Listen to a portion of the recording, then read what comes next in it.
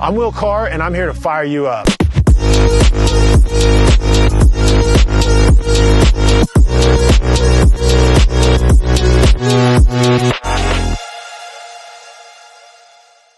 Welcome, everyone, to the Will Carr Speaks podcast. I'm excited to sit down today with Danielle Lammon. Lammon like slamming, she says. Yes. She is running for Senate District 27 here in Colorado, and I'm excited to just sit down and talk with you about Colorado, what you're passionate about, why you want to run for a government office seat where it seems like a lot of work. And it's definitely, I love our state, but it's an interesting state to be a politician in for sure. So first, I just want to ask you: are you strapped right now? Am I strapped right now? Yeah, you got your gun on you? Oh no, I do not. I'm not carrying right now. No. Man. I do have a concealed carry bag, but I'm not carrying right now. I won't confirm or deny if I'm carrying or not. But you said you were at the range lately? Yes, I was at the range on Saturday at Centennial Gun Club. So my husband and I are members. Cool. And we were out there for a rally for my campaign. So out supporting 2A community and raising some money for my campaign. And then got to go out on the range for a couple of hours. Actually, I had the pleasure of Grand Thumb coming out here, Mike Jones, to support the rally. And so he gave me a little training on a very big weapon. And cool. I got to shoot my new Ruger 1022 and had a lot of fun. Nice. That's awesome. Where I swear, I'll start with, I think a lot of the anti-gun people probably have never shot a gun and realized how fun it is. But from just the standpoint of like why 2A is important, like what does that mean to you? Like how would you answer that question? So 2A is really important just to have that freedom to protect your family, protect yourself. As a woman, I think it's important that I'm able to protect myself. I'm very petite. Obviously, you're very tall. I'm only like 5 foot on a good day. Yeah. And I've been in a situation where I really didn't feel safe. And that was the time that I said, I need to carry, especially when I'm by myself on road trips. And I was on a road trip, did not feel comfortable where I was at. And so that really is where I took the next step personally to go and try different firearms that I wanted, choose the gun that felt comfortable in my hand. I liked how it felt, and then do the classes. So I did a lot of training, concealed carry. Mm-hmm. And I think it's important for women to do that and experience that and have that empowerment that they're able to protect themselves, protect their homes, their kids. Yeah, right. Because like you never know what situation you're going to get into, especially when you're out and about. Like, we think of it, I think it's easier to think of it almost in the sense of like when you're home, if, obviously very rare that someone would come and break into your house, but things like that do happen. Mm-hmm. But where do you think like the disconnect is? Because for me, I grew up on a farm, I grew up in Illinois, family.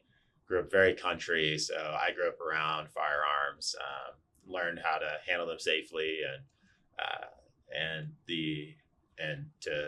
to make it something enjoyable, like that our family would do together. We'd go out and target practice, and we would even do things like blow up tannerite. I'm sure for anyone who knows what tannerite is, tannerite can be a lot of fun. You can't buy it here in Colorado, which is a whole thing. I had to drive to Wyoming to buy some the other day. You have to go to Wyoming to buy a lot of things sometimes. I also won't confirm or deny whether I blew any of it up here in Colorado. But where do you think the disconnect is for, like, why do we have these people, like, why is there such a large segment of people that, because obviously in the last, several sessions, we've had several anti-gun laws passed here in Colorado. Where do you think the disconnect is for people? Why do you think that? And I'm kind of asking you to get in the minds of the people, the Democrats here. Why do they think that passing these gun laws are actually going to make us safer? I think you were correct that most people that are anti-gun, I think, have never actually held one and have any training or experience. I mean, there's definitely a fear that you can have. I mean, obviously, we understand if you get shot, it can take your life. So there is that element, and there's a lot of responsibility that goes along with it, which is why I think training is so important. Kind of start my experience. My uncle was a police officer. He has since passed.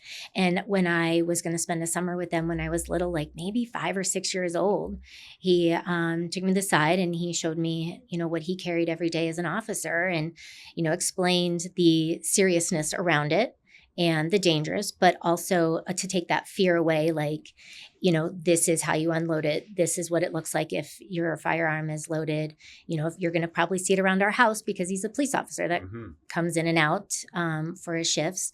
And so I think having that initial experience with education, and there's a lot of movement on that education quality of it, and that helps people get that fear out. Even in concealed carry class, they talk a lot about that and that seriousness, which is why I choose when I carry, because you have that responsibility. If you have your firearm with you and you take it out, things could maybe not go so great. Totally. And so something to think about.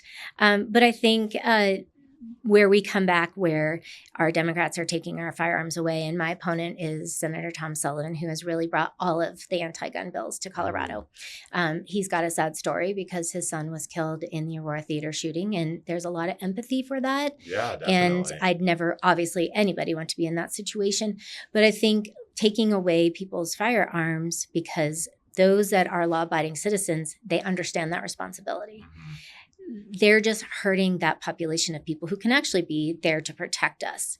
And in my mind, I would have gone after criminals, which we don't have very harsh punishment for criminals in our state.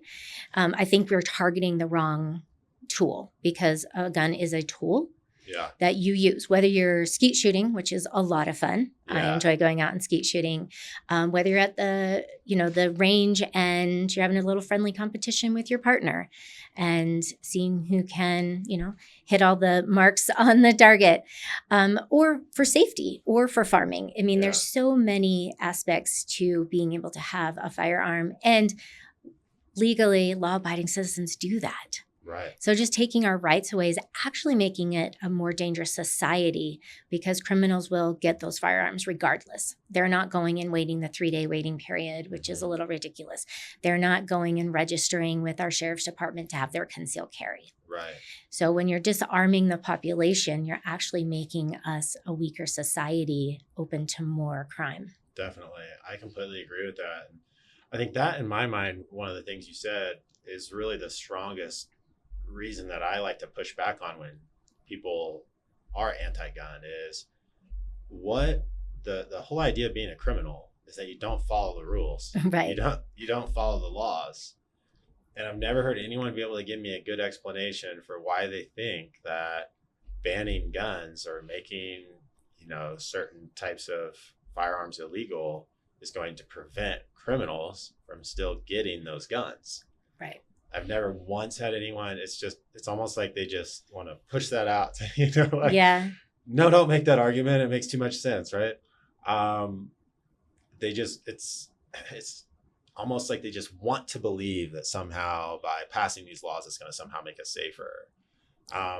Whereas like, I have my opinion. What would your approach be to things like schools and firearms in schools? Like, obviously, I live in Evergreen. We just had the Evergreen shooting within the last 12 months. I can't remember exactly how long ago it was. How do you think like we should be handling stuff like that in schools? I think educators should be armed. There's a great program, Faster Colorado, and that is what they do is they educate educators on carrying. And when you look at our shootings that we've had at schools, and even in the theater shootings, is they are actually gun-free zones. And so you are a sitting target, because when somebody is carrying and protecting that environment, they don't have incidences because they are publicly posted. My grandson goes to school out in Bennett, and it clearly says on signs in the parking lot, our educators are armed. Really? And I think that's great, because if you are going there to potentially do harm, you're going to think twice. And if you look at every school shooting, they've all been gun-free zones. Gun-free schools. Mm-hmm. And I assume that's not like every educator in there's armed. It's just the ones that want to be. Correct. So it's just certain ones in the school. Mm-hmm. So it could be a teacher, it could be a principal, it could be a guidance counselor. I mean, every school is different the way that it is set up, and nobody really knows either. And that's obviously also to protect the school and the kids.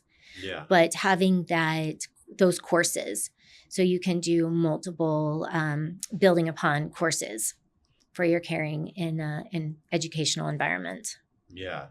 I mean, I've always thought that some type of security guard, at least, or something would be a great idea. We have our officers. Yeah.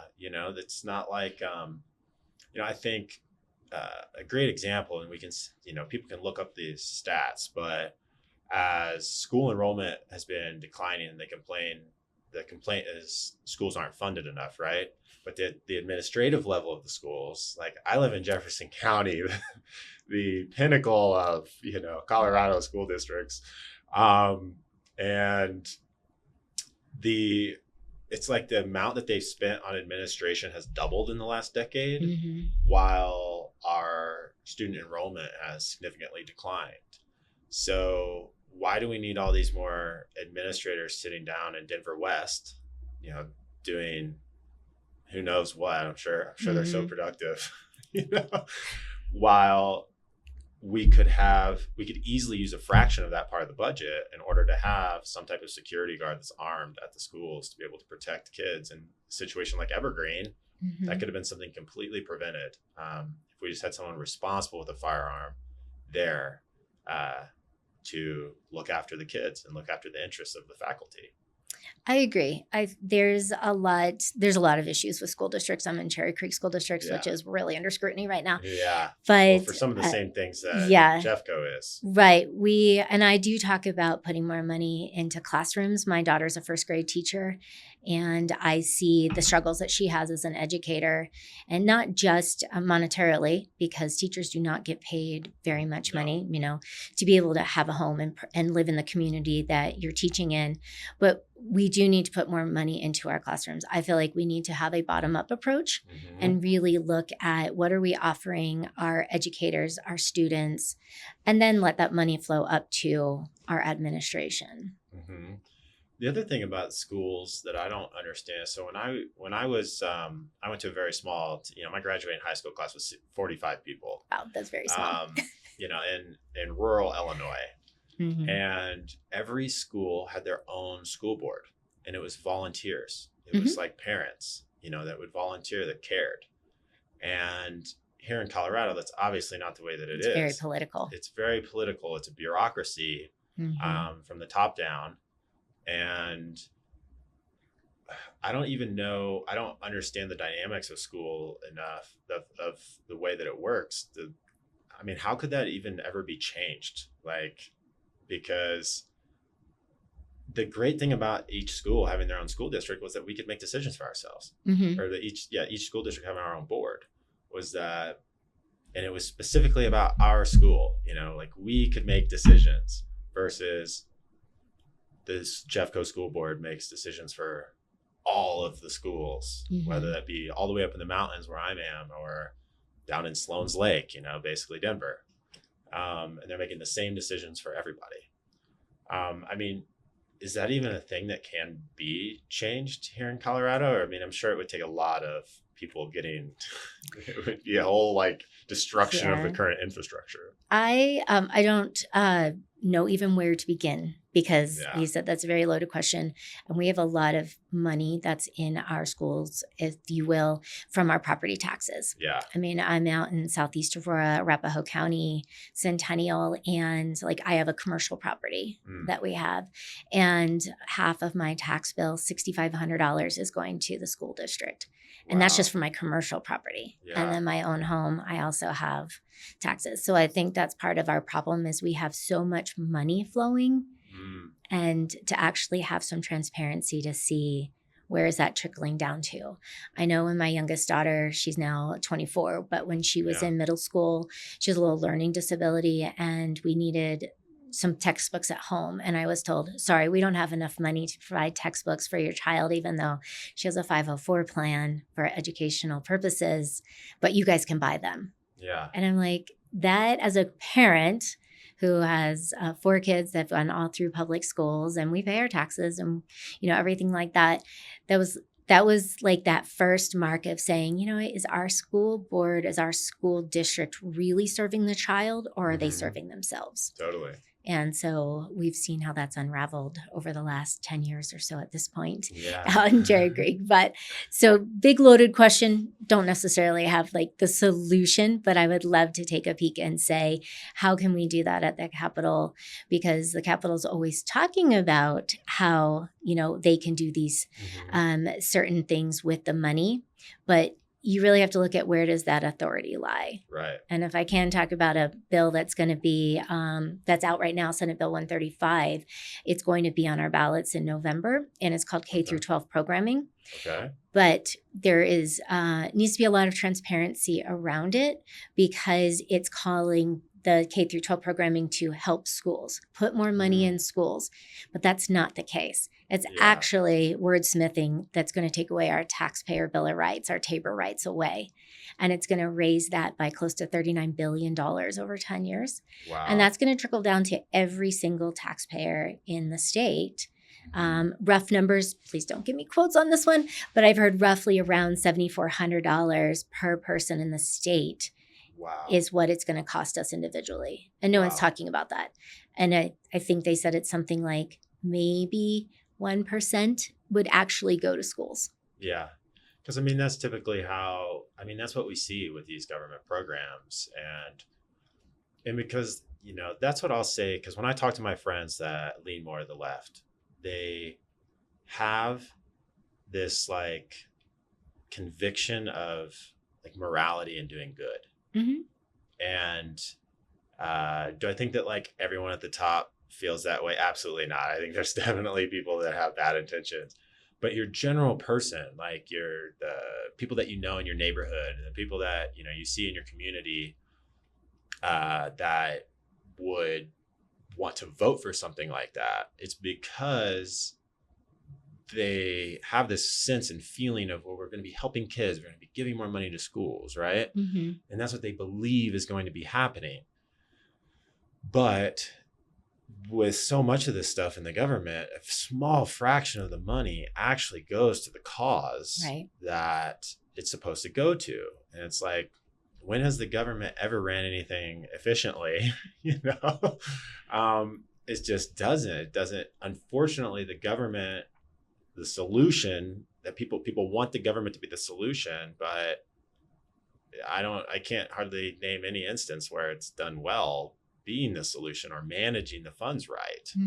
And so I don't quite know how to bridge that gap, right? Because it's like people want to do good. I want to do good. I, of course, want to take care of the kids. I'm sure you do too. Absolutely. Of course, which is why you're talking about from the ground up, right? It's like we wouldn't need more money to flow into the schools if we just stopped continuing to increase the budget of the administrators and started putting that money back from the bottom up, into the educators and into the actual school, into the resources that they need, versus someone sitting in the Denver West office in Jeffco making $250,000 for shuffling some paper around.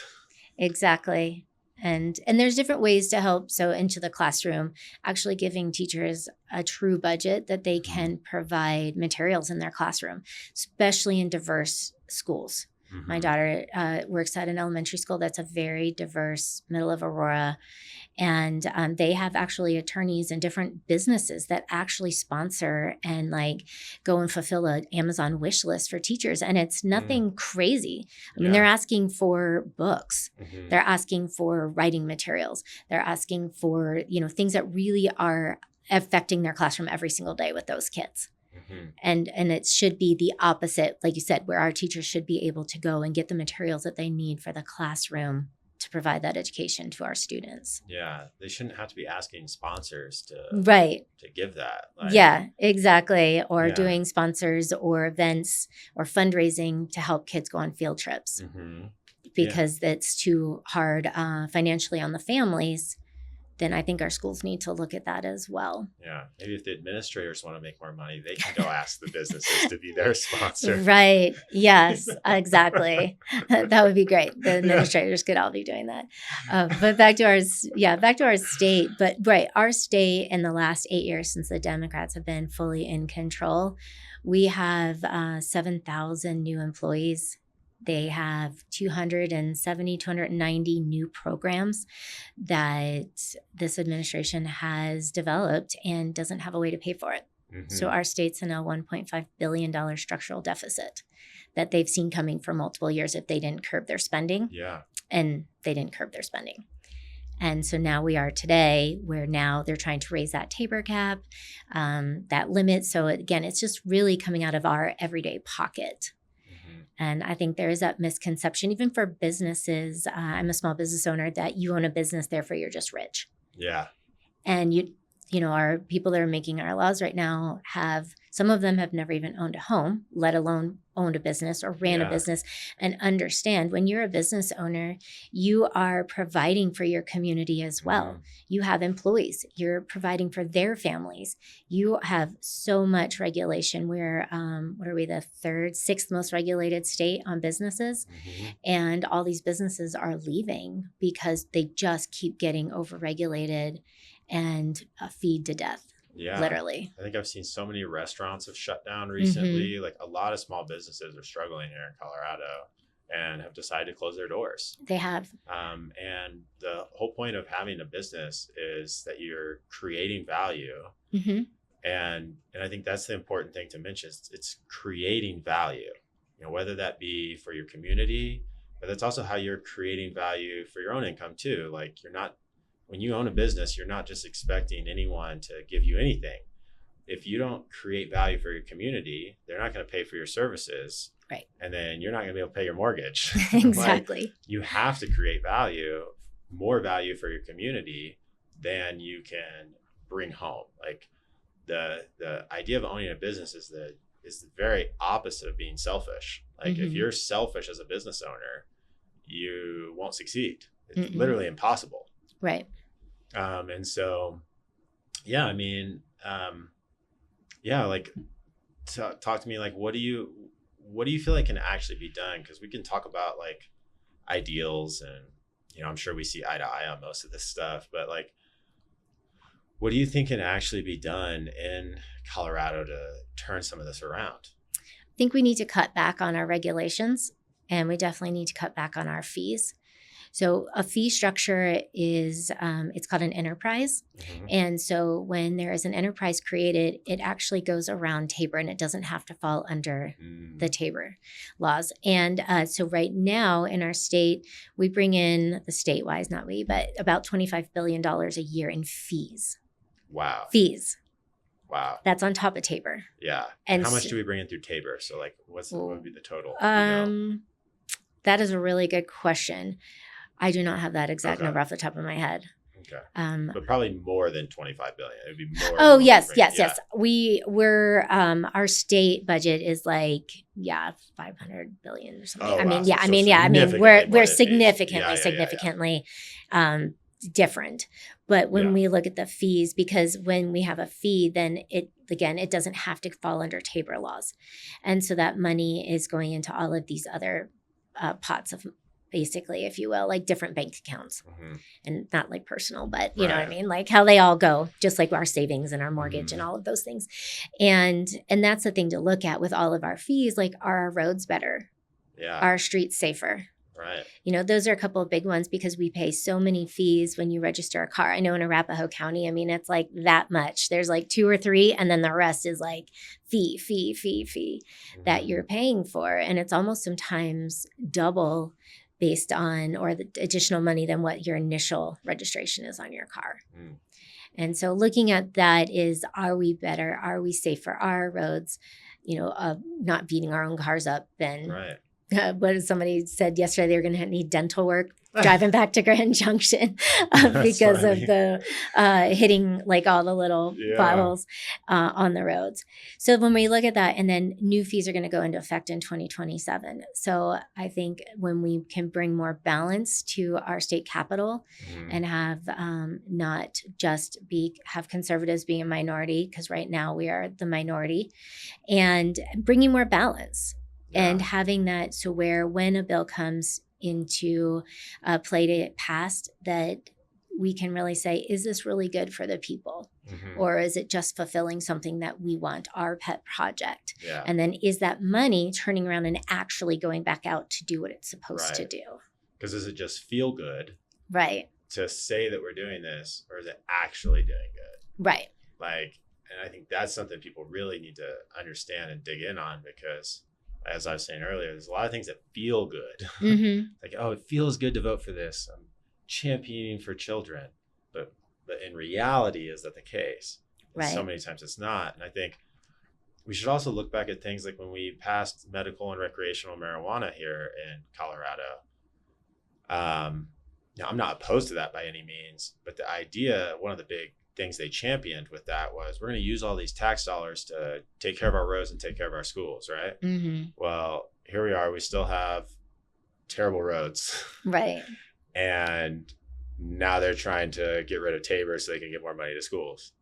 Well, wasn't that the whole point of being able to tax the cannabis industry? Was that should have been taken care of, right? Right. So it's like, how many times can we kick the can down the road before people start to realize that it's a sham from the top down anyway? And I guess my question would be, and I'm genuinely curious on this, does, like, right now in the way our budget's spent, there's very little transparency.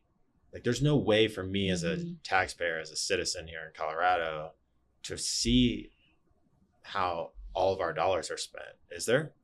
You can actually, every legislative session is recorded, and you can attend. So the Joint Budget Commission, you can attend or watch it, their meetings.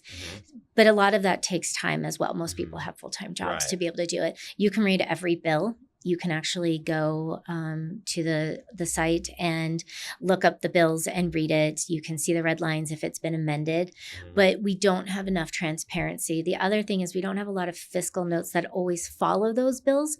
So like you said, it's a feel good, but what is that really going to look like fiscally in a year, in 5 years, 10 years, depending on what the case may be. Yeah. And so I think transparency is huge in educating our voter population. And I talk about that when I go and meet with groups, because we're only seeing what's in the blue book. We're only seeing what's on the ballot. And until you actually sit down and look at it, and people do and they don't. My husband and I, we sit down typically with a cocktail when it comes time to vote. And, we go through every single one and we look at the blue book. We look at what the chamber might come out with. What's the gray book sometimes, depending on, what we're looking at. And then we actually, if we still don't understand, we're like, what are we really voting on? Then we go back and we look at the Constitution for Colorado and what's already in place. Because 2 years ago, there was a bill that was on there where it was talking about abortion rights. And when you really looked at what the bill was saying, which is not what you were reading, was saying, are you okay with your tax dollars paying for abortion? Because in Colorado, it's already legal. But the way that was wordsmithed was that it was asking if we could do it. Well, it's already legal in our state. Right. If you read our Constitution, you can have an abortion up to the day before your due date. Yeah. And that's legal. So really what we all voted and it passed, which people did not understand. And so everybody I had a chance to talk to, I talked to about it so they understood it, was you were just saying, are you okay that you're going to pay for it? Yeah. Through Medicaid. And whether you agree with it ethically or not, spiritually, however you may, feel about it, are you okay that you're paying for it? And I think that is definitely an issue that is taking that right away. Because if you want to do that, then, women are going to do that, but are you okay paying for it? And so it's something to think about when you're looking at a ballot measure, because a lot of times when they say, without raising tax dollars, really that's raising tax dollars because they have to take it to the people to get an approval vote to raise money and taxes. Yeah. And I mean, but those are great points. To go back to the idea of transparency, because it's kind of transparent from the top, right?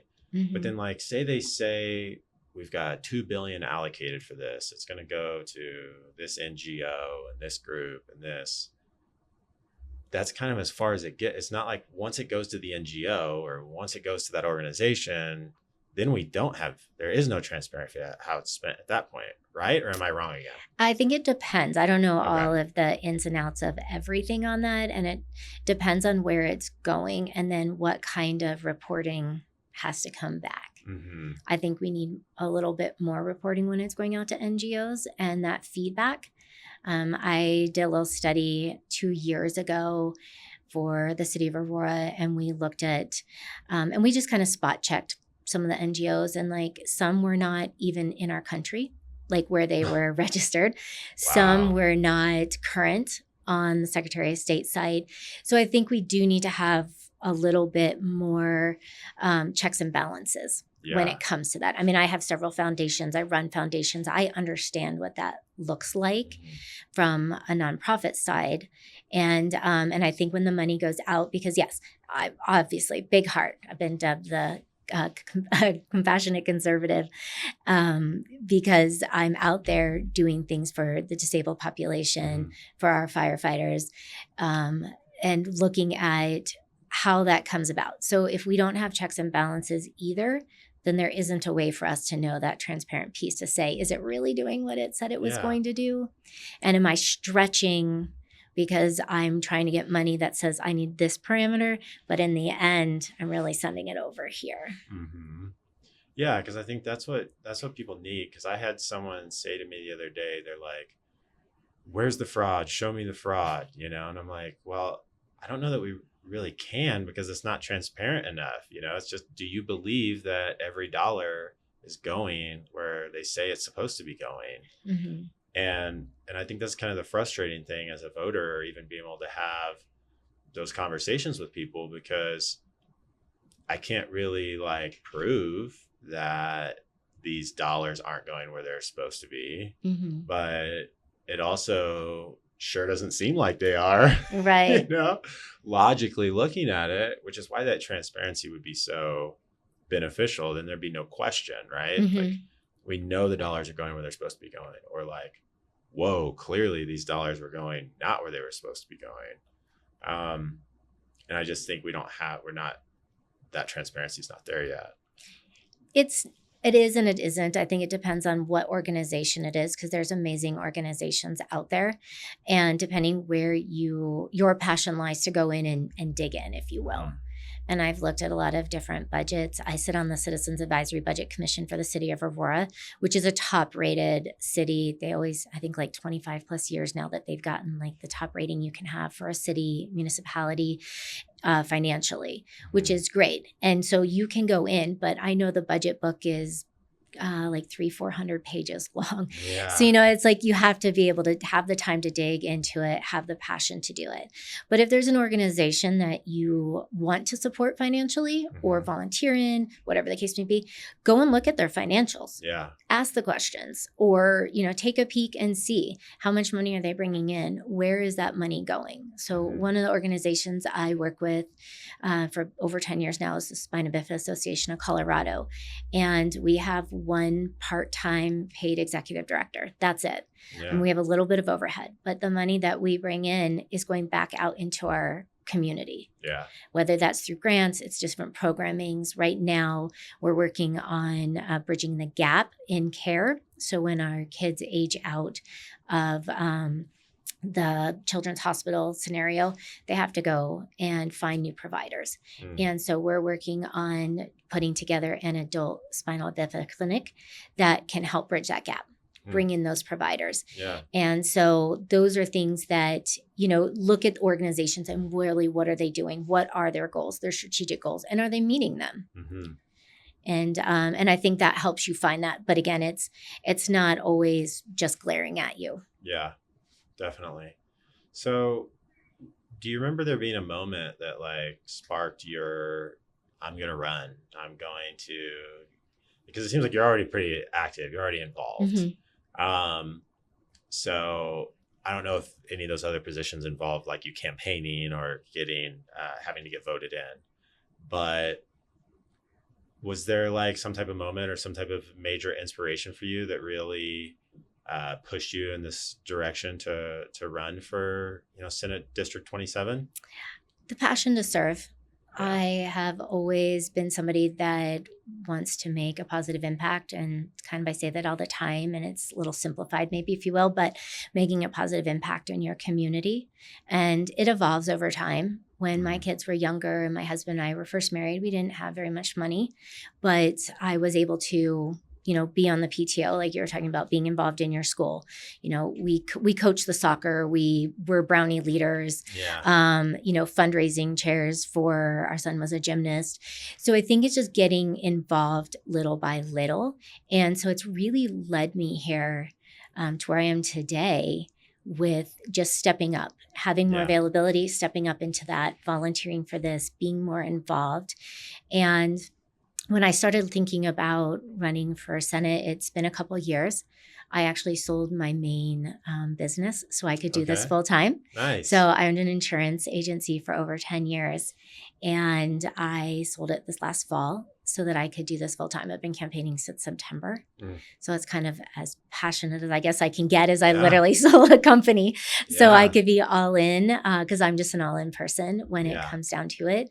But I still talk about making a positive impact in your community, little steps at a time.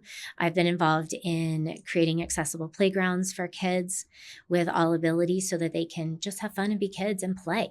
Yeah. That's an important piece into our community. Yeah. And then doing things like CABC, where I can talk about budget and how that's affecting our citizens. So it's kind of that level of passion that you want. And I just felt like when I was looking at things that I feel we need to fix in our state, it's something that is at a state level, which led me to the decision for running for Senate. Yeah, I love that. It's a great answer. This is going to be a loaded question. I'm not sure there's a real answer for it. How can we bridge that divide? It seems like we're in a place politically where, like you and I can sit down and have a conversation. We see eye to eye on these topics that we've discussed. How can we actually, and I might even sort of answer the question while I'm asking it, but like, as I was talking to a friend yesterday who definitely votes Democrat, all up and down the ballot, right? They're just going to vote Democrat. And we were able to have, a calm discourse, it wasn't like heated or anything, like, we're just talking. And that example is sitting in my mind, obviously right now, because it was yesterday. And that's why I even say earlier, like everyone, they have a good heart. Like they want good things. Like we all want good things. But we live in this time where politics is so dividing. Like, I can sit down with my friend, but like if you get on social media or something, like everyone's like, it's vile. Yeah, vile. What a great way. What a perfect word for it. Yeah, it's vile. How can we start to heal that? Like, and I don't know, this is a very like philosophical, like high level question. Right. This is way above any of our pay grades, right? But like, that's just where I'm at with politics, because I think everyone is sick of it. Like everyone is sick of this, like they're sick of the bickering, they're sick of the arguing, they're sick of the fighting. We just want to see what makes our lives better. And it's like so much of what happens at the Capitol has nothing to do with actually improving the lives of the people. And so I know it's a very open-ended question. Go wherever you want with it. I think a lot of it comes down to we need to be able to just have conversations. Yeah. We need to take the emotion out, which is always obviously easier said than done. Yeah. I mean, families fight over religion at home. Obviously, politics are a hot topic. But looking at where is that common ground? I talk about common sense solutions, because what's better or best for the entire population, like you were talking about. We do need hand up programs. I don't believe in handouts, but hand ups. We've all been in a situation in our lives where we needed a hand up for that moment, and then we pay it forward. Yeah. And I think we've lost sight of that a little bit. I think we've lost sight of morals in a way, and the family, and even going back to church and having that good moral. We're all just trying to make a better life for everybody. Give somebody a handout, give them a meal if they need a meal. We've all been in that situation, but having that conversation that we can find that common ground and build from there. And then think about it. I know there's like a whole movement on the very far left side about socialism and like looking at that, but you have to think, where is that money coming from? Because if all the people on this side you're taking from and then they leave, which we're seeing that happen already, is that really helping over here? I know like right now with our deficit, they decided to take funding away from our disabled population and their caregivers. How does that make sense? That we're going to do that? That doesn't make sense. That's nonpartisan. But we're okay with our tax dollars paying for prisoners to have transgender surgery. How does that make sense? Like, let's look at that population that we really need to help. And I think it's on all of those issues we're talking about that you can go back to. I mean, right now we've got 3 ballot measures that are going to be about protecting kids. Huge thing that we need to look at. They were all brought to session this year and they were killed by the Democrats. Literally just to protect kids. Kids aren't for sale. Like, why is that even an argument? That's our job, is to protect our children. Whether you're a parent, an aunt, an uncle, a grandparent, it doesn't matter. You're there to protect kids. And so when we're looking at bills of let's legalize prostitution, what is that doing? Thank God that failed. But what is that doing? That is going to make kids even more at danger, because that is going to lead to that trafficking. That people aren't seeing that side of it. And it's like, where does that even make sense, right? So like I said, looking at what makes sense. What should we be doing as a society, even that ground level? And so big loaded question. Hopefully I helped you a little bit or just my thought on it. But. No, that was great. That was a great answer. Because I think because that's part of where the problem is. Like, 85% of the population or more would completely agree with what we just said right there. But then they'll still continue to vote Democrat because of some other issues or something that they think is so important. Like, it's almost like they'll put out of their mind that the Democrats tried to legalize prostitution here, or like, oh, it's not that big of a deal, without like actually thinking about how, like what you said, it basically makes it where if you get, like, just use an example in Jeffco, we've had several administrators and stuff in Jeffco get in trouble for, doing things with minors. And like, we just had one where the person got 20 years unsupervised probation. Like, what does that mean? Someone's going to check on them once a quarter and say, hey, have you touched any more kids? No. Okay. All right, we'll come back in 3 months and ask you again. It's like, it's just so frustrating that these types of things are allowed. But that's where bills like that lead to. They lead to the ability for that stuff to happen even more. And if it does happen, then people don't even get in trouble. And if you're not going to get in trouble for doing something like that, and you're a bad person that wants to do something like that, well, then why would I not do it if I'm not going to get in trouble? Because we don't have consequences for our actions anymore. And so you're right. Why, if we're not having any actual consequences and criminal charges, whether that's jail or, whatever the case may be, what's going to stop you? When we were kids, if we were going to do something wrong, our parents probably punished us. I know in my house that was the case. And then what did you do? You didn't do that behavior again. Right? Whether it's common sense, like you don't put your hand on the burner because it'll get burned, or you don't go out and shoot somebody because that's taken someone's life. Like, let's look at that level.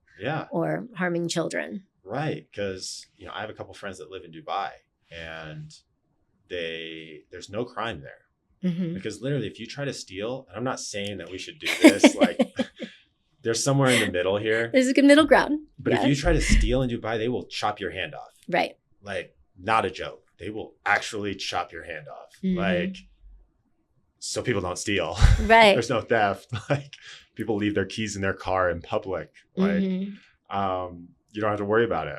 And so that's what happens when there's consequences to your actions, right? Like, maybe we just put those people in jail. We don't have to cut off their hand.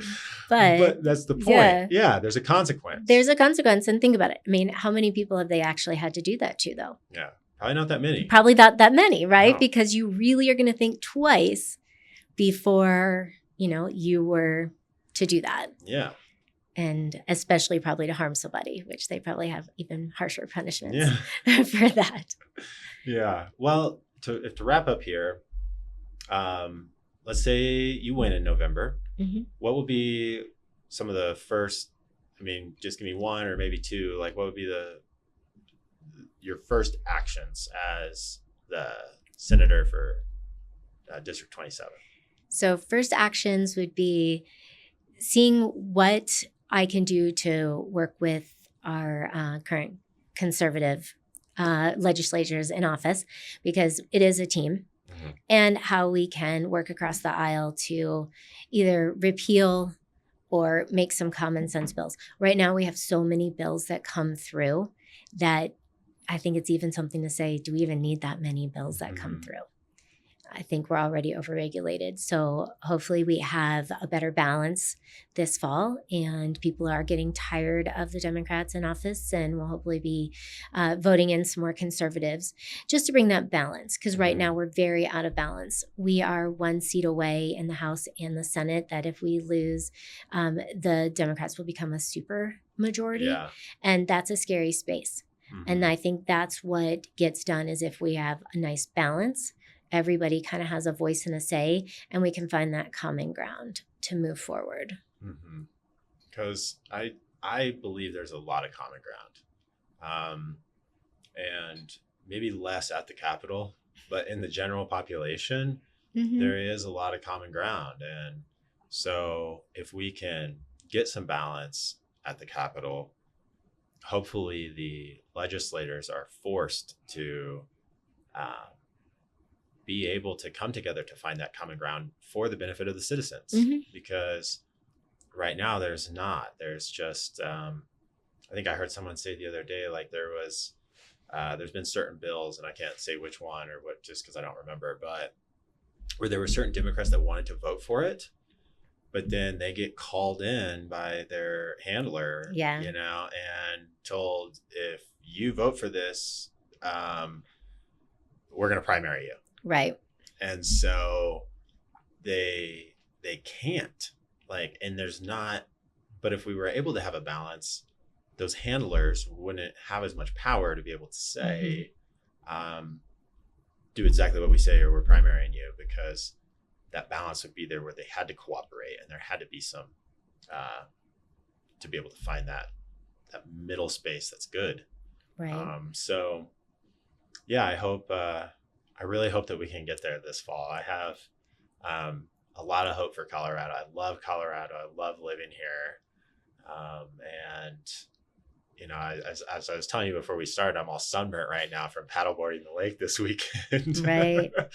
And I think for the most part, everyone that lives here, we see how amazing this place is, and we just want to take care of it. And we want it to be a good place to raise families and to have good, productive lives, where we can enjoy all that Colorado has to offer. Because I grew up in Illinois, and not to talk bad about the land of Lincoln, but I certainly can't ski and hike and camp, and right. the things that I love doing here are not near as much fun. They're either not as much fun, or they're not even available in a place like that. And Illinois has its own beauty too, for its own reasons, but Colorado is such an amazing place, and I love calling it home. And I am very hopeful and optimistic about the future of Colorado. And Yeah, I think it all comes down to conversations. It does. Conversations and finding that common ground. I was at something and they were talking about that you're going to have 7% extreme on both sides. Yeah. So it is that, 86% in the middle there of, how can we make a difference? And you're not going to change those 7% on either side. It's just Right. the way it is. Yeah. But everybody else in that middle ground, and you're seeing more of that because I think in our state we're about 52% as unaffiliated voters because they are frustrated with both parties, if you will. Yeah. And we need to kind of lean in and see how we can all work together and through transparency, through conversation. And have that, because I have a good friend who's a Democrat, same thing. And we were talking about like my palm card. So all of my issues. And she goes, I agree with every single thing that you're talking about. And yet, she's never voted as Republican, and I'm like, but that's where I'm like, we have to have that conversation and to be willing and open to hear it. And I think it's just like a family, right? Same thing. You have to have that common ground that you're going to work together to make a future better. And in this case, make Colorado better again. Yeah. Work together no matter what, because you're putting the community first versus putting ideology first. Correct. Yes. And so, well, this has been an awesome conversation. There's so many more things we could have got into, like housing. Yeah. That would have been a great one. But how much time are we running up on here? 15 minutes? Okay. Well, yeah, we got a few more minutes then. Okay. Let me ask you about housing. Like, housing is obviously a topic here in Colorado, that affordable housing, and there's very different opinions on how to approach this. We have, people over here that are just like, spend all this government money and give it away. Like, we have but it's obviously become a lot more expensive to live here in Colorado over the last decade. And that has everything to do with Colorado policy. Right. This is not a federal problem causing Colorado's housing to become so expensive. What are some ways that you think we can address that issue? It's coming back down to the regulations. I was actually at an energy forum yesterday, and there were different experts in the energy field, and then from the Home Builders Association, we're talking about it. And we were discussing, because I had a realtor tell me that all new builds, the first like $92,000 of a new build is basically in fees. Oh, wow. And regulation. And that's before. And that's just like an average home. An average home. I'm sure it'd be different for like townhouses, condos, things. Right. Just an average single family home. And so I was talking to the home builder yesterday, and I was asking him, is that like, a reality and where that is? And he said that's probably a good average number, because he said depending on the municipality within the state, it can be anything from $67,000 up to $150,000 of those fees and regulations. And a lot of times there's like impact fees and different things that go along with that as well when you're building a new community. And I was like, well, is that like you from a builder's perspective, because you're doing 100 homes, 1,000 homes, or like say, I just want to build a new house on land I own. And he said, actually, it's even, it's the same across the board. So I guess on one hand, that's good. Also stinks when you're, trying to build a home or a custom home if you want. So I think that's definitely affected our market. And then we look at our taxes. So coming from insurance, property tax is something, homeowners insurance, sorry, those two different things. But property tax, we talked about the schools. Yeah. That's usually a big portion of it. And then those fees that come into from special metro districts, that adds into your property taxes. And then you add homeowners insurance on top of that, is just making it unaffordable for a majority of people. And I think they said yesterday the average home buyer now for a first-time home buyer is 41 years old. Yeah. Because they are saving their money to buy a house because it's expensive. Yeah. And almost like, I've had my home for a long time. I'm 35. But I was fortunate enough to get in kind of before the crazy boom, 8 or so years ago. But it's wild to just think how